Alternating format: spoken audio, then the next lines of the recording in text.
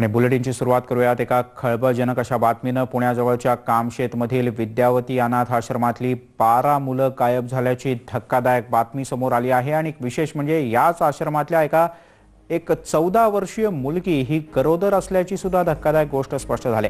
त्यामुळे अनाथ आश्रमाच्या एकूणच कारभारावरती मोठं प्रश्नचिन्ह उभं राहिलंय। स्टार माझानं आठवड्याभरापूर्वीच विद्यावती आश्रमातील 44 मुलांची आडनावं अचानकपणे बदलून अग्रवाल करण्यात आल्याचं उघड झालं होतं। आता त्यातील 40 मुलांना इतरत्र हलवल्याचं सांगितलं जात आहे, तर 12 मुलांना त्यांच्या मूळ पालकांच्याकडे सोपवल्याचा दावा सुद्धा केला जातोय। मात्र याची माहिती आश्रमानं महिला आणि बालविकास विभागाला दिलेली नाही। विशेष म्हणजे ही मुलं ज्यांच्याकडे सोपवली त्यांचे पत्ते आणि फोन नंबर्स चुकीचे देण्यात आले आहेत। काही मोबाईल नंबर्स 8 अंकी आहेत। विशेष म्हणजे 2003 सालापासून अनाथाश्रमात राहणाऱ्या मुलांचे मूळ पालक अचानकपणे कुठून उगवले याचं उत्तर सुद्धा आश्रमाच्या संचालकांना आणि अधिकाऱ्यांना देता येत नाही। या सगळ्या प्रकरणाची चौकशी करणाऱ्या डॉक्टर यामिनी अंडबेंना जिल्हा महिला आणि बालविकास अधिकारी सुवर्णा पवार यांनी धमकी दिली आहे। या प्रकरणाची तक्रार सुद्धा पौड पोलिसांमध्ये दाखल करण्यात आले, पण अल्पवयीन मुलीवर झालेला बलात्कार आणि 12 मुलं कुठे गायब झाली याचं गूढ मात्र अजूनही कायम आहे।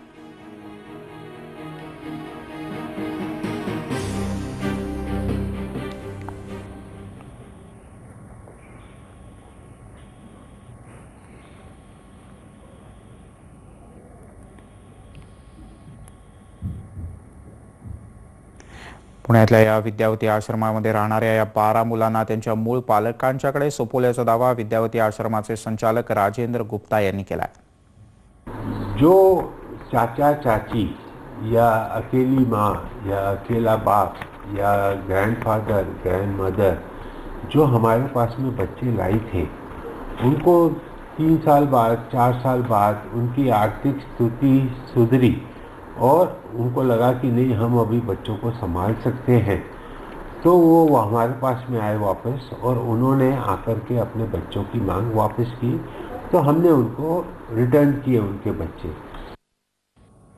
महिला आणि बालविकास अधिकाऱ्यांनी वेळोवेळी तपासणी केली, त्यावेळेला हा सगळा प्रकार कसा उघडकीस आला नाही असा सवालही आता विचारला जातोय। मात्र प्रत्यक्षात थातुरमातुर उत्तर देऊन हे प्रकरण दडपण्याचा प्रयत्न केला जातोय। जेव्हा अधिकारी इन्स्पेक्शनला गेले त्यावेळी मुलं शाळेत गेलेली होती। प्रत्यक्ष मूल न पाहिल्यामुळे ही गोष्ट लक्षात आली नाही। मला वाटतं ही घटना घडल्यानंतर आमच्या CWCच्या एक मेंबर गेल्या होत्या आणि मी स्वतः गेले होते, पण मी स्वतः फ्लाइंग व्हिजिटसाठी गेले होते। म्हणजे मी नवीन इथे जॉईन झाले आणि मला केवळ संस्था बघायच्या होत्या की पुणे जिल्ह्यात कुठल्या कुठल्या संस्था आहेत। या सगळ्या प्रकरणाची चौकशी करणाऱ्या डॉक्टर यामिनी अडबेंना महिला आणि बालविकास अधिकारी सुवर्णा पवार यांनी धमकी दिल्याचाही आरोप अडबेंनी केला। मुझे समझ नहीं आया इनमें गलती क्या थी। अगर मैं इंक्वायरी कमेटी की मेंबर हूँ तो मुझे ये पता होने चाहिए कि ये सब चीज़ें क्या हो रही थी, तो उन्होंने नहीं बताया, बल्कि फ़ोन करके मुझे बहुत चिल्लाया कि आपने किसी को रिपोर्ट बतानी नहीं है, जबकि मीडिया रिपोर्ट लीक मैंने नहीं की। ऑफिस मेरे घर में टाइप होता है, कहीं बाहर भी टाइप नहीं होता है। मैंने सीधे मिसेस पवार के हाथ में दी थी, तो मुझे पता नहीं है कि रिपोर्ट कहाँ से लीक हुई। आणि या सगळ्या प्रकरणाच्यामुळे अनेक प्रश्न उपस्थित झालेले आहेत। काही प्रश्न तर अत्यंत गंभीर आणि मोठे अशा प्रकारचे आहेत। आपण पाहूयात कुठले कुठले हे प्रश्न आहेत ते। स्टार माझानं या संदर्भात सर्वसामान्यांच्या मनातले काही सवाल उपस्थित केलेत। 44 मुलांची आडनावं बदलणं ही त्यांची ओळख पुसण्याचा प्रयत्न आहे का? त्यांची नावं आणि जन्मतारीख व्हाईटनर लावून खोडण्याच्या मागचं कारण काय? आणि हे सगळ्या नोंदी आहेत या आश्रमाच्या रजिस्टरमधल्या। 14 वर्षांची मुलगी गरोदर असल्याचं महिला आणि बालकल्याण अधिकाऱ्यांच्या ध्यानातच आलं नाही का? गायब 12 मुलांची माहिती मिळून सुद्धा महिला बालकल्याण अधिकारी गप्प का राहिल्या? त्यांनी काही हालचाल का केली नाही? अनाथ असलेल्या मुलांना सोपवण्यासाठी त्यांचे पालक अचानकपणे कुठून आले? 2003 ला ही मुलं इथे दाखल होती आणि आजपर्यंत त्यांचे मूळ पालक कधीच कोणाला सापडले नव्हते। गायब झालेल्या 12 मुलांची तस्करी तर झालेली नाही ना, अशा प्रकारची भीती आता व्यक्त होते। आश्रमाचा संचालक आणि बालकल्याण अधिकाऱ्यांच्या संगनमतानं तर हा सगळा गैरकारभार झालेला नाही ना, असा सुद्धा प्रश्न आता सर्वसामान्य नागरिक विचारत आहेत। याबद्दल आपण अधिक माहिती घेऊया आपले पुण्याचे प्रतिनिधी मंदार गुंजारी यांच्याकडून. मंदार, आता हे सगळं प्रकरण उघडकीस आलेलं आहे, याची चांगलीच वाच्यता सध्या सगळीकडे होते आहे. आश्रमाच्या वतीनं आणखीन स्वतःची बाजू सांभाळण्याकरता काय स्पष्टीकरण देण्यात येत आहे? मुळात ही जी मुलं गायब झालेली आहेत ती कुठे आहेत याचा काही आता शोध घ्यायला सुरुवात केली आहे का कोणी? मिलिंद, स्टार माझानी हा प्रश्न उपस्थित केल्यानंतर या मुलांचा शोध सुरू झाल्याचं महिला आणि बालविकास अधिकाऱ्यांकडून सांगण्यात येत आहे. मात्र ही मुलं परस्पर देण्यात आली. नियम असं सांगतो की आधी महिला आणि बालविकास खात्याला त्याची माहिती द्यावी लागते आणि त्या खात्यामार्फत ती मुलं त्या मुलांच्या पालकांकडे सोपवावी लागतात. मात्र आश्रमातून ही मुलं परस्पर देण्यात आलेली आहेत. ही पहिली गोष्ट चुकीची आहे. दुसरी गोष्ट, पालकांचे पत्ते आणि फोन नंबर आहेत ते चुकीचे आहेत आणि जी 12 मुलं गायब आहेत त्यांची आधीची नावं व्हाईटनर लावून खोडण्यात आलेली आहेत, त्यांची जन्मतारीख खोडण्यात आलेली आहे. दुसऱ्या बाजूला या 12 मुलांच्या व्यतिरिक्त जी 44 मुलं आहेत या सर्वांची आडनावं अग्रवाल केल्याचं उघड झालं होतं. त्यामुळे तो एक वेगळा प्रकार आहे. त्याचबरोबर या अनाथ आश्रमातील एक 14 वर्षाची मुलगी गरोदर असल्याचं समोर आलेलं आहे. त्याचा हे जे खापर आहे ते एका 12 वर्षाच्या मुलावरती फोडण्याचा प्रयत्न केला जातोय. 12 वर्षाच्या मुलांनी या मुलीवरती बलात्कार केला आणि त्यातून ही मुली गरोदर राहिली असं सांगितलं जात आहे. त्यामुळे सर्व बाजूंनी ह्या अनाथ आश्रमामध्ये जे काही प्रकार चालतात ते दडवण्याचा प्रयत्न होत असल्याची इथं समोर येत आहे. आश्रमाच्या संचालकांकडून तर होतो आहेच, त्याचबरोबर महिला आणि बालविकास अधिकारी असतील, CWCचे अधिकारी असतील, हे देखील या प्रकरणामध्ये दडवादडवी करण्याचा प्रयत्न करतायत. हे वेळोवेळी उघड झालेलं आहे.